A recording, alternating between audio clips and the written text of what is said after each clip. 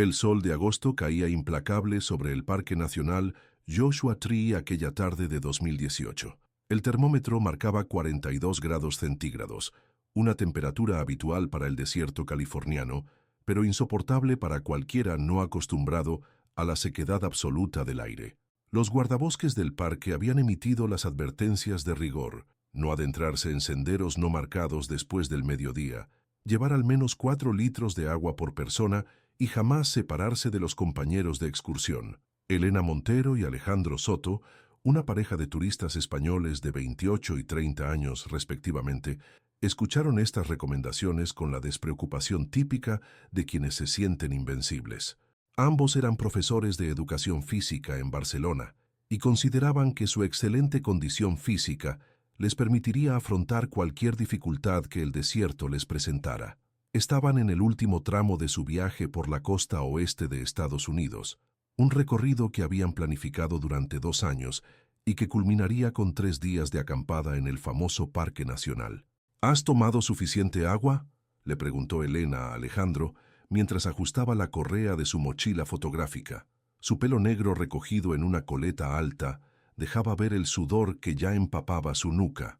«Llevo 2 botellas grandes y la cantimplora térmica», respondió él, mostrándole el contenido de su mochila. «Aunque con este calor, no sé si será suficiente». La pareja firmó el registro de entrada en el punto de información del parque a las 13:47 horas. Indicaron su intención de recorrer el sendero de Ryan Mountain, una ruta de dificultad moderada de aproximadamente 5 kilómetros ida y vuelta, con un desnivel considerable que ofrecía vistas panorámicas del parque. Según su plan, regresarían al campamento base antes del anochecer. Carla Johnson, la guardabosques que los atendió aquel día, recordaría más tarde la determinación en sus rostros. Les sugerí que esperaran hasta el atardecer para hacer esa ruta, cuando bajara un poco la temperatura, explicaría posteriormente a los investigadores, pero el hombre insistió en que eran deportistas experimentados y querían aprovechar la luz del día para tomar fotografías. La mujer parecía algo más prudente, pero finalmente accedió. Lo que Carla no sabía en ese momento era que había sido la última persona en ver con vida a Elena y Alejandro. Las imágenes captadas por las cámaras de seguridad del estacionamiento los mostraban caminando animadamente hacia el inicio del sendero.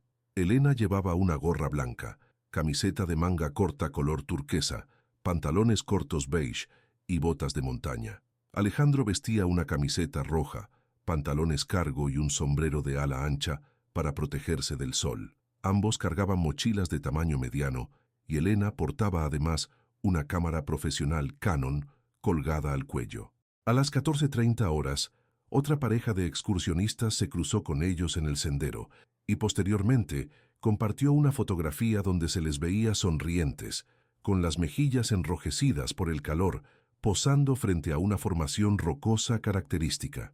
Esa sería la última imagen conocida de Elena y Alejandro. A medida que avanzaba la tarde, el cielo, hasta entonces de un azul intenso y despejado, comenzó a cambiar. Algo inusual para la temporada estaba ocurriendo. Nubes oscuras se acumulaban sobre las montañas circundantes. Los meteorólogos del condado habían previsto una pequeña posibilidad de tormentas aisladas, pero nadie esperaba el sistema de tormentas repentinas que se formó aquella tarde. A las 16:15 horas, un guardabosques reportó por radio las primeras gotas de lluvia. A las 16:45, el cielo se había oscurecido por completo y comenzó una lluvia torrencial acompañada de aparato eléctrico. A las 17:30, el personal del parque activó el protocolo de emergencia por riesgo de inundaciones repentinas, uno de los peligros más mortales en las zonas desérticas. Elena y Alejandro nunca regresaron al campamento base. El dueño de un vehículo estacionado junto al de la pareja notó que el coche de alquiler, un Honda Civic blanco, seguía en el mismo lugar a la mañana siguiente. Alertó al personal del parque, quienes verificaron en sus registros que los turistas españoles no habían firmado la salida del sendero. Inmediatamente se activó un operativo de búsqueda. El teléfono de Elena emitió su última señal a las 17:23 horas del día anterior, en un punto del sendero donde éste se bifurcaba. El de Alejandro había perdido la cobertura antes, a las 16:02. Las últimas fotografías en la memoria de la nube mostraban el paisaje cada vez más oscurecido por las nubes de tormenta. La última imagen, tomada a las 17:19, mostraba un extraño árbol de Joshua retorcido, con una formación peculiar. Su tronco se dividía en dos, y luego volvía a unirse, creando una especie de ojo en el centro. Tras esa foto, no había más registros digitales de sus movimientos. Lo que nadie podía imaginar entonces era que aquel árbol, capturado casi por casualidad en la última fotografía de Elena, guardaría durante 7 largos años el secreto de su desaparición. La noticia de la desaparición de los turistas españoles no tardó en cruzar el Atlántico. La familia de Elena, en Valencia, y la de Alejandro, en Barcelona, recibieron aquella llamada que nadie quiere recibir jamás. Su hija y su pareja han desaparecido durante una excursión en el Parque Nacional Joshua Tree. Se ha iniciado un operativo de búsqueda. Las primeras 48 horas fueron frenéticas. El Departamento de Búsqueda y Rescate del Condado de San Bernardino desplegó todos sus recursos: equipos a pie, unidades caninas, drones térmicos y helicópteros peinaron cada centímetro del sendero de Ryan Mountain y las áreas circundantes. La lluvia torrencial había borrado muchas huellas, pero los expertos rastreadores aún mantenían la esperanza de encontrar algún indicio. Carmen Montero, madre de Elena, de 62 años, tomó el primer vuelo disponible desde España. «Tengo que estar allí», insistió, a pesar de que apenas hablaba inglés y nunca había viajado fuera de Europa. Los padres de Alejandro, incapaces de viajar por problemas de salud, delegaron en Miguel, el hermano mayor de Alejandro, la terrible tarea de volar a California para representar a la familia. El tercer día de búsqueda, los equipos de rescate encontraron la gorra blanca de Elena enganchada en un arbusto, a unos 800 metros fuera del sendero marcado. Estaba manchada de barro, pero por lo demás, intacta. Ese hallazgo reorientó toda la operación hacia una zona más escarpada del parque, un área donde los barrancos y las formaciones rocosas creaban un laberinto natural. «Es posible que buscaran refugio de la tormenta y se desorientaran», explicó el jefe de operaciones, Samuel Wilson, en una rueda de prensa improvisada. «Las inundaciones repentinas pueden transformar completamente el paisaje en cuestión de minutos. Un camino seco puede convertirse en un torrente mortal sin previo aviso». El cuarto día se encontró la mochila de Alejandro, semioculta entre unas rocas. Su contenido estaba intacto: las botellas de agua, ahora vacías, una bolsa con frutos secos y barritas energéticas sin abrir, un pequeño botiquín de primeros auxilios y un mapa del parque doblado cuidadosamente. No había señales de la mochila de Elena ni de su cámara fotográfica. A medida que pasaban los días, la esperanza se iba diluyendo. Los expertos en supervivencia del parque explicaron a las familias que, sin agua, en aquellas condiciones extremas de calor diurno y frío nocturno, las posibilidades de encontrarlos con vida disminuían drásticamente después del quinto día. Carmen Montero se negaba a aceptarlo. «Mi hija es fuerte, es inteligente. Encontrarían agua, encontrarían el camino». Su rostro, demacrado por el jet lag y la angustia, aparecía cada noche en los informativos locales y, ocasionalmente, en los nacionales. Su figura menuda, siempre vestida con la misma rebeca azul marino, a pesar del calor californiano, se convirtió en una imagen recurrente en el centro de visitantes del parque. Miguel Soto, por su parte, canalizó su dolor de otra manera. Se unió activamente a los equipos de búsqueda, recorriendo kilómetros cada día bajo el sol abrasador. «Necesito hacer algo, cualquier cosa», explicaba con la voz entrecortada a los periodistas que le abordaban. «No puedo simplemente sentarme a esperar». Después de 2 semanas, las búsquedas oficiales a gran escala se redujeron.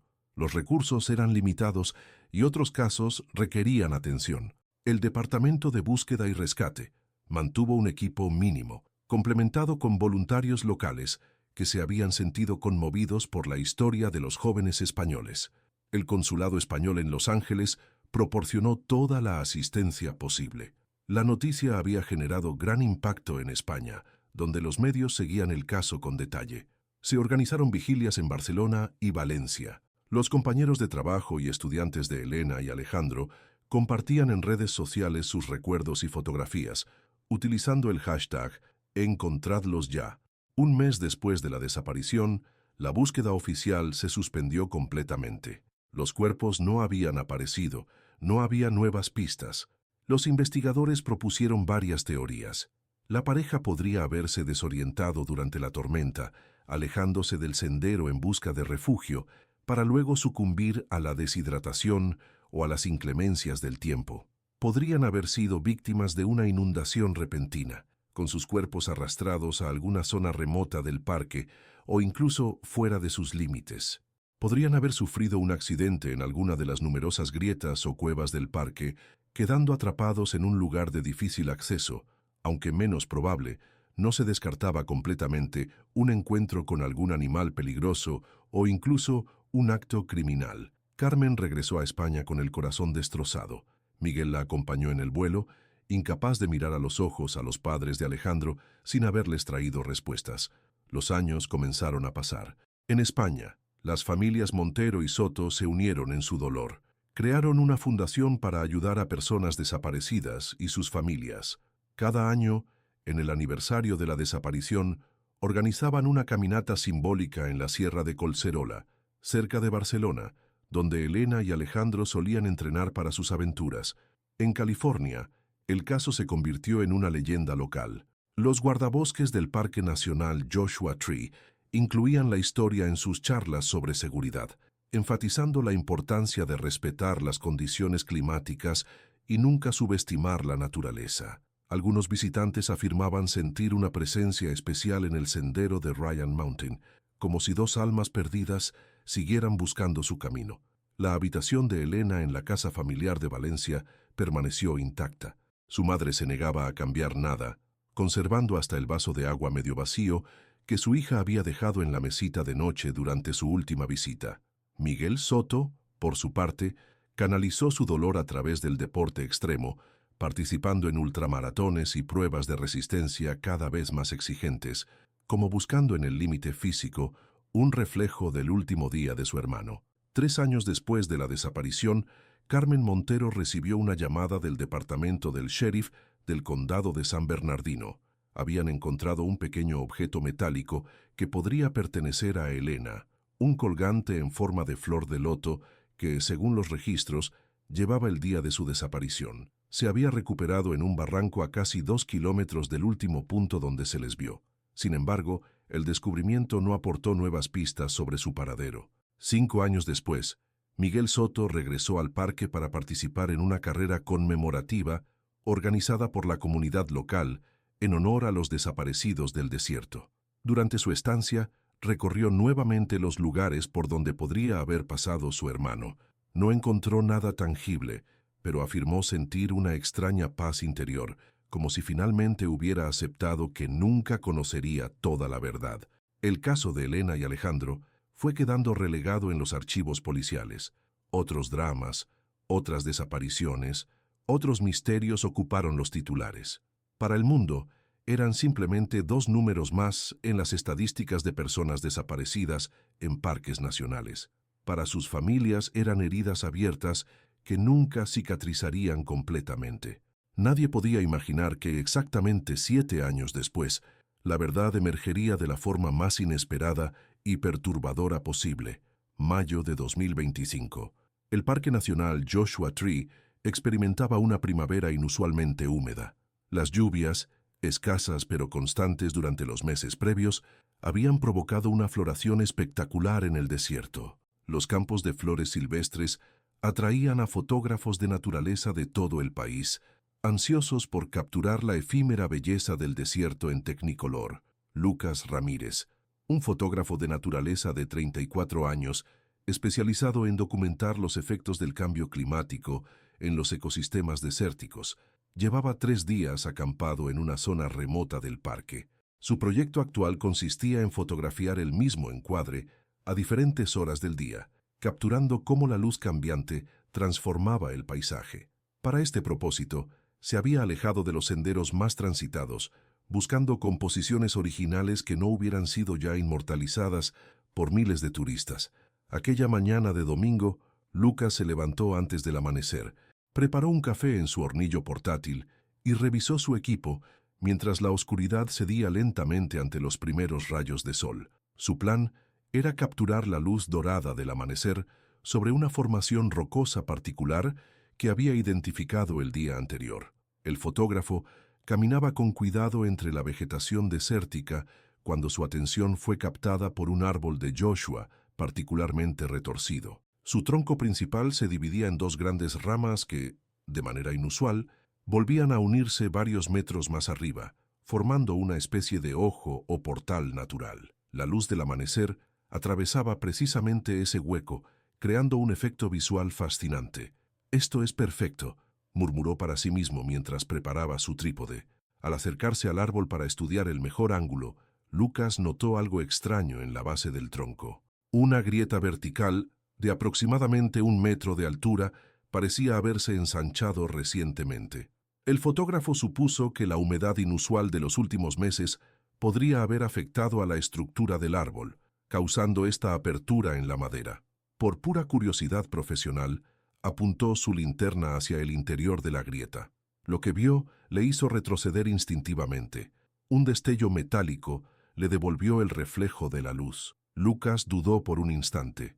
Como amante de la naturaleza y respetuoso de las normas del parque, sabía que no debía interferir con el entorno natural. Sin embargo, aquel objeto claramente no pertenecía allí. Armándose de valor, introdujo su mano en la grieta del árbol y sus dedos tocaron algo frío y duro. Tiró suavemente y extrajo lo que resultó ser una cámara fotográfica. El aparato estaba en sorprendentemente buen estado, considerando que debía llevar bastante tiempo allí. Era una Canon EOS 5D Mark IV, un modelo profesional. La carcasa presentaba algunas marcas de golpes y estaba cubierta de una fina capa de polvo, pero no parecía irreparablemente dañada. La correa, antes negra, mostraba signos de decoloración por la exposición al sol en los puntos donde había quedado expuesta fuera de la grieta. Lucas examinó la cámara con creciente intriga. La tarjeta de memoria seguía en su ranura. Encendió el aparato sin demasiada esperanza, pero para su sorpresa, la pantalla se iluminó débilmente. La batería, milagrosamente, aún conservaba una mínima carga. Accedió a la galería de imágenes y comenzó a revisar las fotografías. Las primeras mostraban paisajes típicos del parque, formaciones rocosas, atardeceres, árboles de Joshua capturados desde diferentes ángulos. Luego aparecieron imágenes de una pareja joven, una mujer de pelo negro y ojos expresivos, y un hombre atlético con barba incipiente. Se les veía felices, posando en diferentes puntos del parque. En algunas fotos aparecían otras personas, probablemente otros turistas que se habían ofrecido a fotografiarlos juntos. A medida que avanzaba en la galería, Lucas notó cómo el cielo en las imágenes iba oscureciéndose progresivamente. Las últimas fotografías mostraban nubes de tormenta amenazantes sobre el paisaje desértico. La última imagen captada era precisamente del mismo árbol donde ahora se encontraba. La fecha inscrita en los metadatos de la fotografía, 17 de agosto de 2018. Un escalofrío recorrió la espalda de Lucas. Recordaba vagamente una noticia sobre turistas desaparecidos en el parque años atrás. ¿Podría ser? Mientras su mente procesaba esta posibilidad, algo más captó su atención. Al mover la cámara, escuchó un leve sonido metálico en su interior, como si alguna pieza estuviera suelta. Curioso, abrió el compartimento de la batería y descubrió algo inesperado. Un pequeño pendrive negro había sido cuidadosamente colocado allí, protegido por el sello de goma que aislaba el compartimento. Lucas miró de nuevo hacia el árbol con una sensación de inquietud creciente. Decidió examinar más detenidamente la grieta, esta vez iluminando su interior con más cuidado. La linterna reveló que la apertura en el tronco era más profunda de lo que parecía inicialmente, y entonces vio algo que le heló la sangre. En el fondo de la cavidad, parcialmente oculto por la madera, asomaba lo que inequívocamente parecía ser un hueso humano. Con manos temblorosas, Lucas recogió su equipo y marcó el punto GPS exacto en su teléfono. Luego, caminó lo más rápidamente que pudo hacia el centro de visitantes del parque, sosteniendo la cámara como si fuera una reliquia sagrada. Sabía que acababa de encontrar la pieza clave de un misterio que llevaba 7 años sin resolver. 3 horas más tarde, el área alrededor del árbol de Joshua había sido acordonada. El equipo forense del condado de San Bernardino trabajaba meticulosamente, documentando cada detalle antes de proceder a una excavación controlada. Lucas había sido interrogado exhaustivamente por los agentes del FBI, que se habían incorporado a la investigación tan pronto como se confirmó la posible conexión con el caso de los turistas españoles desaparecidos. La cámara había sido entregada a los técnicos del laboratorio, quienes habían extraído la tarjeta de memoria y el pendrive para su análisis. Las fotografías confirmaron lo que Lucas había visto. La última imagen tomada mostraba el mismo árbol donde se había encontrado la cámara, pero fue el contenido del pendrive lo que provocó un silencio sepulcral en la sala de análisis. El dispositivo contenía un único archivo de texto, fechado el 19 de agosto de 2018, 2 días después de la desaparición. El nombre del archivo era simplemente Ayuda, TXT. Su contenido, escrito en español y traducido inmediatamente por uno de los agentes, decía: si alguien encuentra esto, por favor contacten con las autoridades. Somos Elena Montero y Alejandro Soto, turistas españoles. Quedamos atrapados en este árbol hueco durante una tormenta el 17 de agosto. Alejandro está gravemente herido tras caer por un barranco.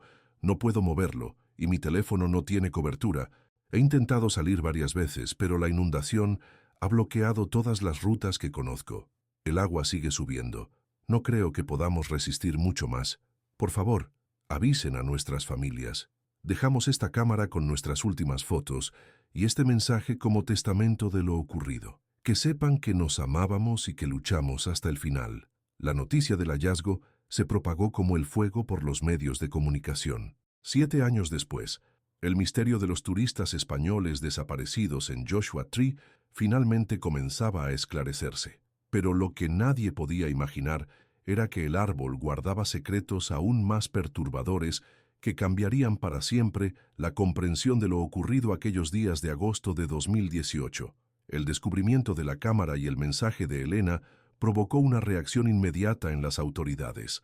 Lo que había comenzado como una operación de recuperación de evidencia se convirtió rápidamente en una excavación forense a gran escala. El fiscal del distrito de San Bernardino autorizó el uso de equipo especializado y la asignación de recursos adicionales para la investigación.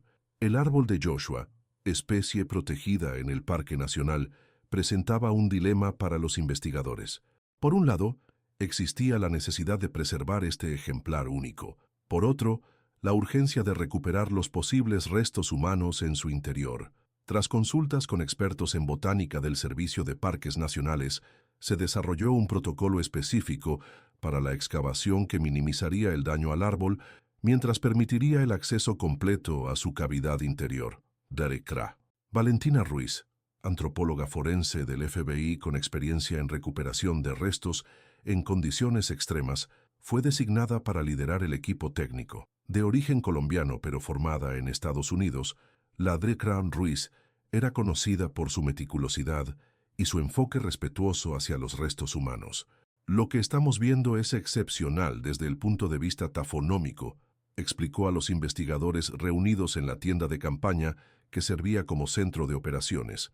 Este árbol ha actuado como una cápsula del tiempo natural. La sequedad extrema del clima, combinada con las propiedades antisépticas de la resina del propio árbol, puede haber creado condiciones únicas de preservación. El proceso de excavación comenzó con un mapeo tridimensional mediante escáner láser de la totalidad del árbol y su cavidad interior. Las imágenes revelaron que lo que desde fuera parecía una simple grieta era en realidad la entrada a un espacio mucho mayor. El tronco principal del árbol, de más de 3 metros de diámetro en su base, estaba prácticamente hueco en su interior, formando una cámara natural de considerable tamaño. Los técnicos crearon una abertura controlada, cortando cuidadosamente una sección de la madera exterior sin dañar la estructura vital del árbol. Lo que encontraron dentro superó todas las expectativas y conmocionó incluso a los investigadores más experimentados. En el interior de la cavidad, parcialmente momificados por las condiciones extremas del desierto, se encontraban los cuerpos de Elena y Alejandro. Estaban sentados uno junto al otro, con la espalda apoyada contra la pared interior del árbol. Sus manos estaban entrelazadas, como en un último gesto de amor y consuelo mutuo. El estado de preservación era sorprendente. La extrema sequedad del ambiente y las propiedades naturales de la madera habían ralentizado significativamente el proceso de descomposición. Sus rasgos faciales, aunque contraídos y deshidratados, eran aún reconocibles. Vestían la misma ropa que se había descrito en los informes de personas desaparecidas 7 años atrás.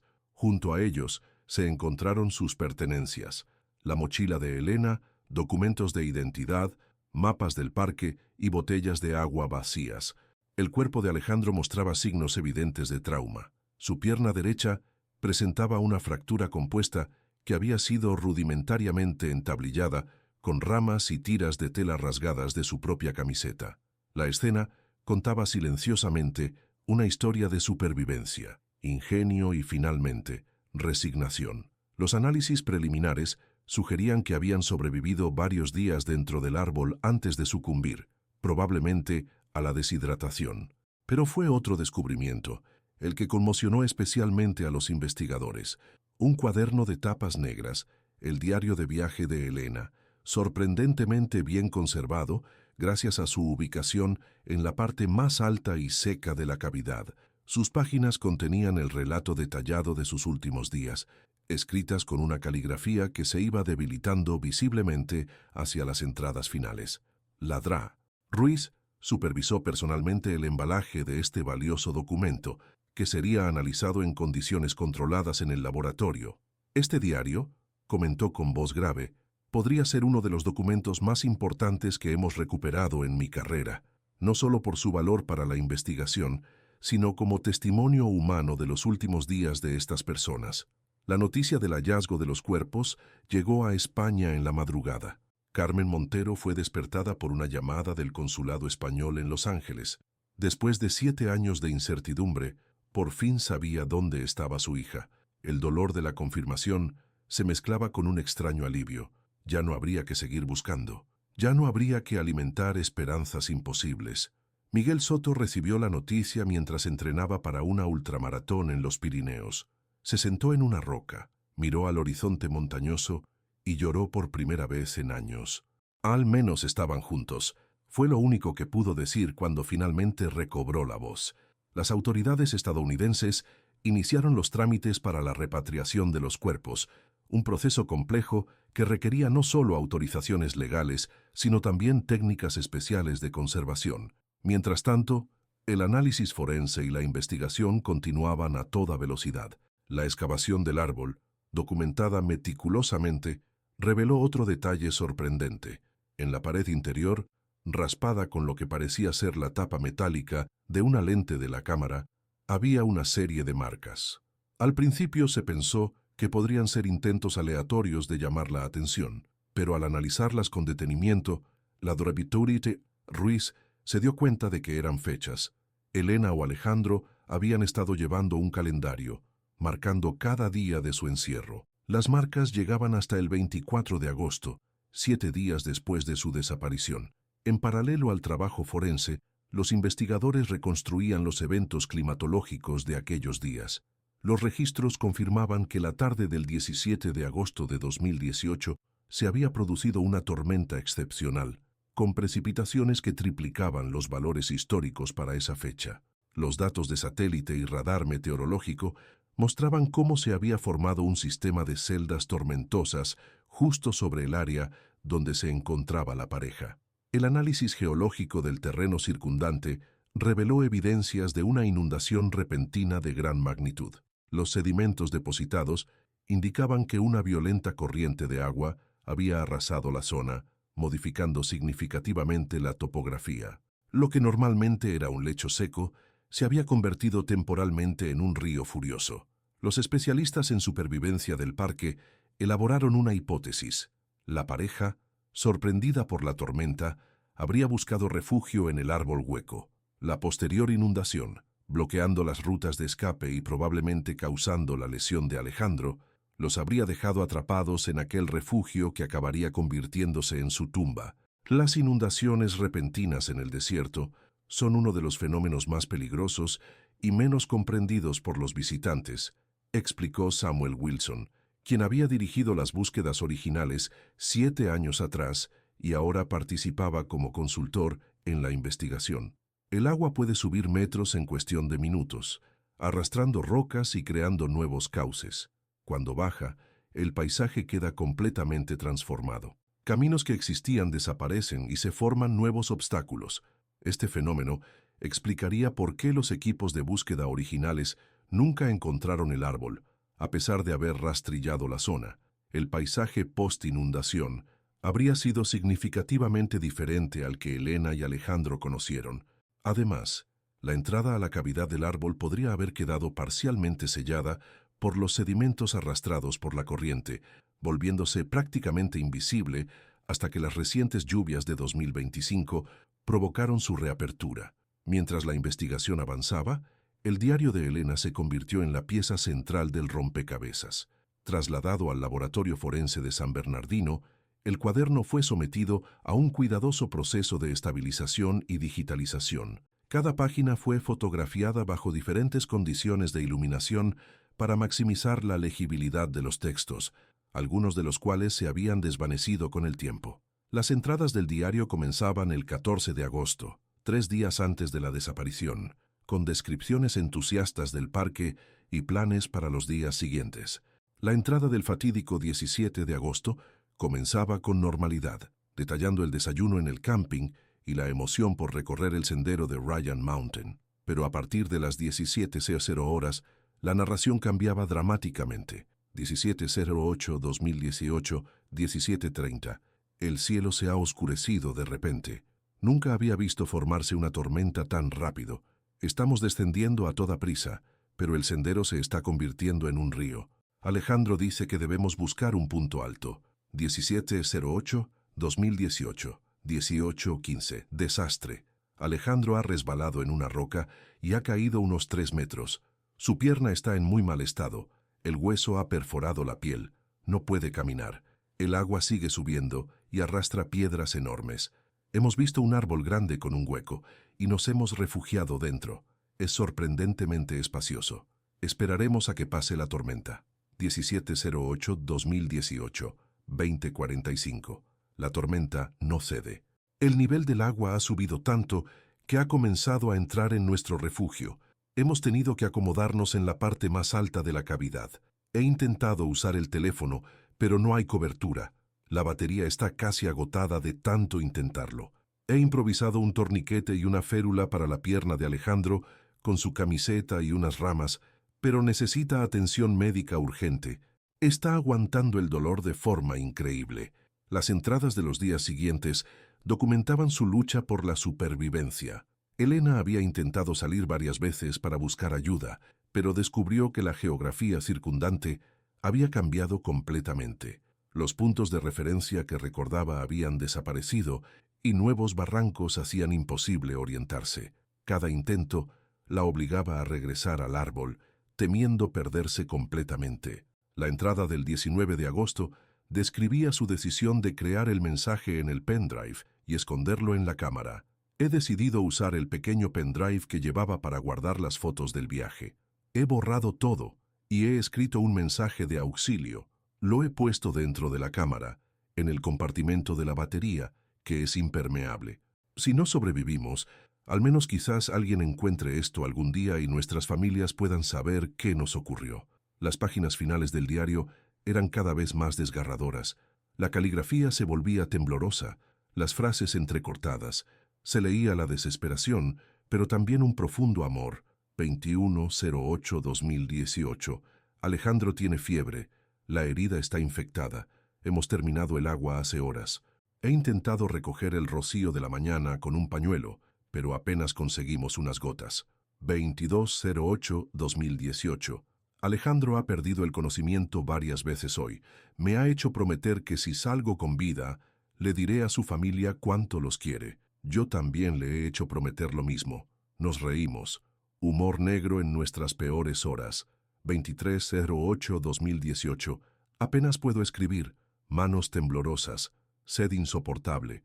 Alejandro está muy débil, pero aún respira. Me ha pedido que cante. He cantado todas las canciones que recordaba hasta quedarme sin voz. La última entrada, fechada el 24 de agosto, consistía en una única línea: nos amamos. Eso es lo que queda al final: amor. El análisis forense confirmó que Elena probablemente falleció primero, quizás el mismo día 24 o el 25 de agosto. Alejandro, ya inconsciente por la deshidratación y la infección, habría muerto poco después. Sus cuerpos, protegidos dentro del árbol de las carroñeros y de la exposición directa a los elementos, iniciaron un lento proceso de momificación natural en el aire seco del desierto.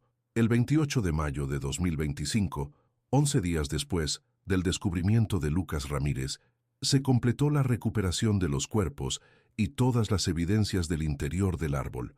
Los restos fueron trasladados al Instituto Médico Legal de San Bernardino para los análisis finales, antes de su repatriación a España. La noticia había capturado la atención internacional. Periodistas de todo el mundo se congregaban en las inmediaciones del parque, intentando obtener imágenes del árbol, ahora protegido por un perímetro de seguridad y vigilancia constante.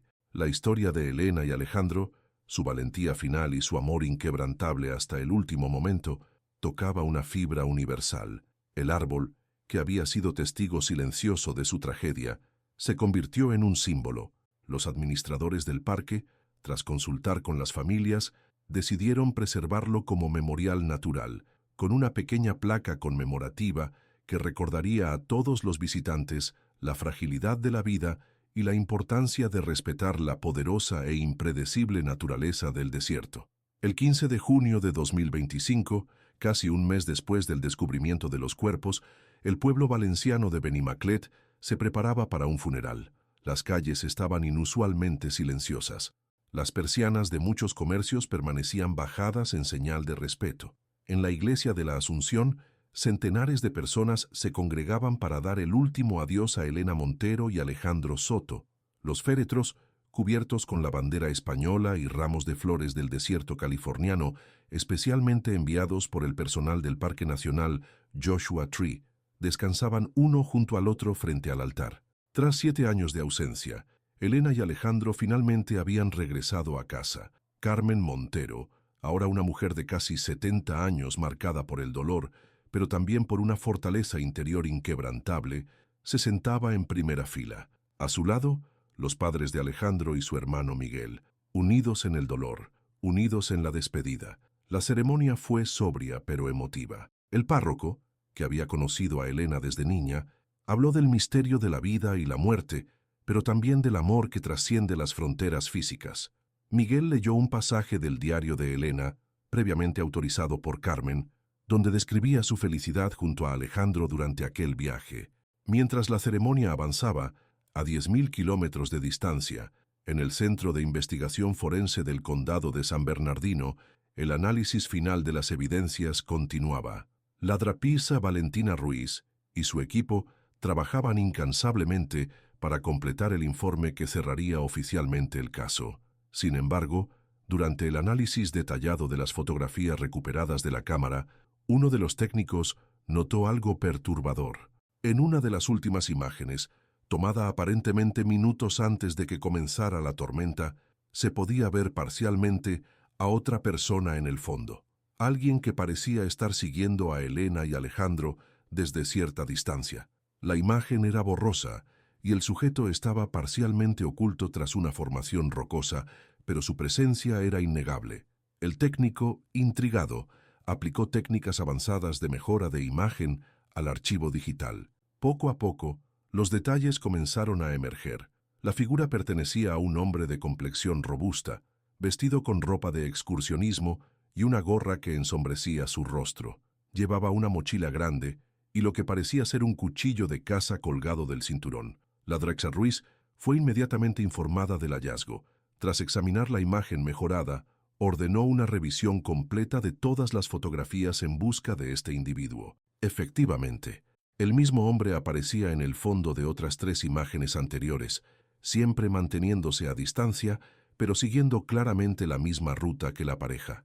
Necesitamos revisar las grabaciones de las cámaras de seguridad del estacionamiento, indicó la de Siempre Ruiz. A contactar con todos los guardabosques y personal que estaba de servicio aquel día. El agente especial del FBI, Marcus Hendricks, asignado al caso desde el descubrimiento de los cuerpos, ordenó la reapertura inmediata de la investigación. Lo que hasta entonces se había considerado una trágica fatalidad causada por condiciones meteorológicas extremas, adquiría ahora un cariz potencialmente criminal. Las grabaciones de seguridad del estacionamiento del parque, conservadas en los archivos a pesar del tiempo transcurrido, fueron analizadas fotograma a fotograma. Finalmente, se identificó al sujeto, un hombre que había estacionado su vehículo, una camioneta Ford gris, aproximadamente media hora después que Elena y Alejandro. Las cámaras lo captaron mirando hacia el Honda Civic de la pareja antes de dirigirse hacia el mismo sendero que ellos habían tomado. La matrícula de la camioneta permitió identificar a su propietario, Raymond Dawson, de 53 años, residente en 29 Palms, una localidad cercana al parque. Los registros mostraban que Dawson había sido arrestado previamente por varios delitos menores, incluyendo acoso y comportamiento amenazante. Sin embargo, nunca había sido vinculado a delitos violentos graves. Mientras los agentes preparaban una orden de registro para la residencia de Dawson, otro descubrimiento conmocionó a los investigadores. En una revisión más detallada del diario de Elena, utilizando técnicas de iluminación ultravioleta para revelar texto desvanecido, se descubrió una entrada parcial fechada el 17 de agosto, que no había sido visible en el examen inicial. Hombre extraño nos ha seguido. Alejandro dice que lo vio también ayer. Comportamiento intimidante. Decidimos cambiar de ruta, pero el resto de la entrada era ilegible, pero aquellas pocas palabras bastaban para confirmar que Elena y Alejandro habían notado a su perseguidor. El equipo de investigación, ahora ampliado con agentes adicionales del FBI y detectives del sheriff local, se desplegó hacia la residencia de Dawson. La casa, una construcción modesta en las afueras de 29 Palms, parecía abandonada a primera vista. El buzón estaba lleno de correspondencia sin recoger y el jardín mostraba signos de negligencia prolongada. Con la orden judicial en mano, los agentes forzaron la entrada. El interior reveló una escena inquietante.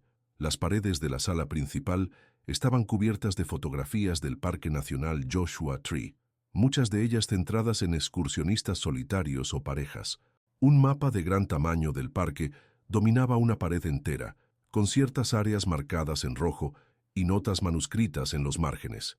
En el dormitorio, los investigadores encontraron un baúl cerrado con llave. Al abrirlo, descubrieron docenas de trofeos, objetos personales que claramente pertenecían a distintas personas: relojes, gafas de sol, pañuelos, incluso documentos de identidad de diversos países, y entre ellos un pasaporte español a nombre de Elena Montero. Este tipo no solo los siguió aquel día, concluyó el agente Hendricks, probablemente los atacó antes de la tormenta, y fue la propia tormenta lo que impidió que completara lo que fuera que tenía planeado hacer con ellos. La reconstrucción que finalmente emergió de la investigación pintaba un cuadro aterrador. Dawson, un depredador que había estado acechando a visitantes del parque durante años sin ser detectado, había seleccionado a Elena y Alejandro como objetivos. Los había seguido durante al menos 2 días, esperando el momento oportuno para atacarlos en algún punto aislado del sendero. El 17 de agosto, cuando notó que la pareja había detectado su presencia y cambiado de ruta, decidió actuar. Probablemente los confrontó en algún punto del sendero, quizás amenazándolos con el cuchillo que se veía en las fotografías. En ese momento, la tormenta comenzó a desatarse con furia inesperada. La hipótesis más plausible era que, en el caos de la tormenta repentina y la creciente inundación, Alejandro y Elena lograron escapar momentáneamente de su atacante. En su huida desesperada, Alejandro habría sufrido la caída que le fracturó la pierna. Elena, ayudándolo a moverse, encontró refugio en el árbol hueco, un escondite temporal que la creciente inundación convirtió en una trampa mortal. Dawson, por su parte, habría sido sorprendido por la magnitud de la inundación, viéndose obligado a abandonar la persecución y buscar su propia supervivencia. Tomó el pasaporte de Elena como trofeo, probablemente recogido en algún momento durante el encuentro inicial, antes de que lograran escapar. La búsqueda de Raymond Dawson se convirtió en una prioridad nacional. Su fotografía fue distribuida a todas las agencias policiales del país. Los registros indicaban que no había salido legalmente del país, pero tampoco había actividad bancaria o fiscal reciente a su nombre. 3 semanas después, un camionero en Arizona reportó haber visto a alguien similar a Dawson en un área de descanso cerca de la frontera con México. Cuando la policía llegó, el hombre ya había desaparecido, pero el testimonio dio nueva vida a la búsqueda.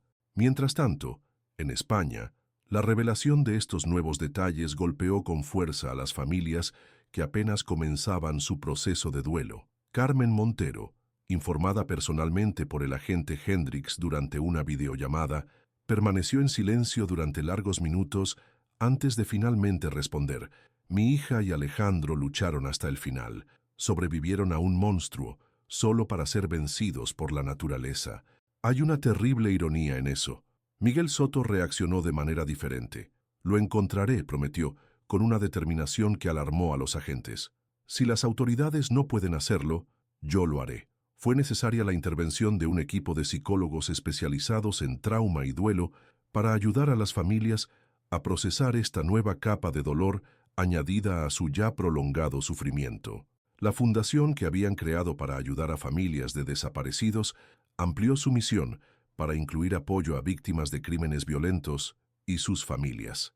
El 17 de agosto de 2025, exactamente 7 años después de la desaparición, se realizó una ceremonia conmemorativa en el Parque Nacional Joshua Tree. El árbol que había sido refugio y tumba de Elena y Alejandro fue oficialmente designado como memorial. La placa instalada en su base contenía una simple inscripción: Elena Montero y Alejandro Soto, 1990-2018. Su amor perduró hasta el final.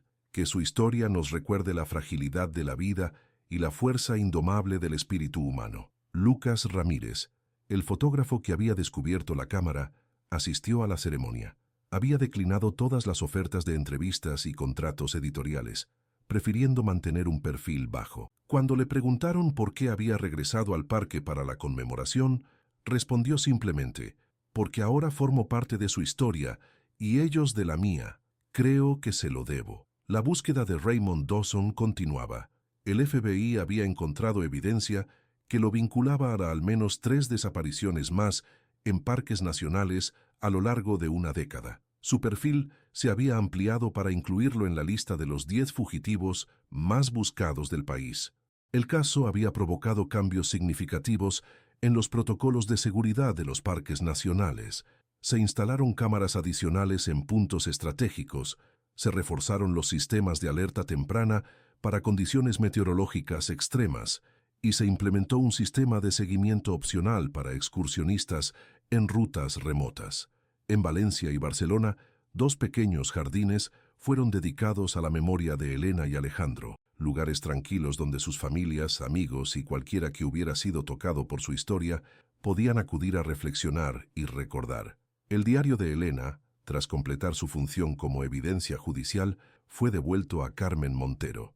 Ella decidió compartir partes seleccionadas en un libro titulado 7 días en el árbol, la historia de Elena y Alejandro, cuyos beneficios se destinaron íntegramente a la Fundación para Familias de Desaparecidos. En el epílogo de ese libro, Carmen escribió: el árbol que se convirtió en su refugio y finalmente en su tumba tiene un significado especial en el desierto. Los árboles de Joshua, con sus formas retorcidas y sus ramas que parecen brazos extendidos hacia el cielo, fueron nombrados por los primeros colonos mormones, que vieron en ellos la imagen bíblica de Josué señalando el camino a la tierra prometida. Para Elena y Alejandro, ese árbol no fue un camino hacia la tierra prometida, sino su último hogar en este mundo. Pero quiero creer que, de alguna manera, les mostró un camino diferente, un camino hacia la paz después del terror, hacia la unión cuando todo parecía perdido. La última entrada del diario de mi hija dice que lo único que queda al final es el amor. 7 años después, puedo confirmar que tenía razón. El amor es lo que permanece. El amor es lo que nos mantiene buscando respuestas.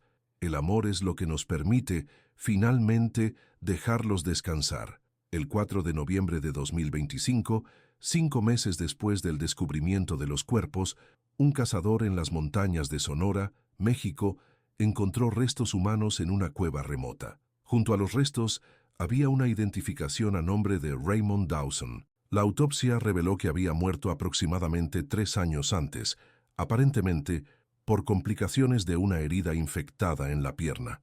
Entre sus pertenencias se encontró un diario donde confesaba numerosos crímenes, incluyendo el acoso a Elena y Alejandro.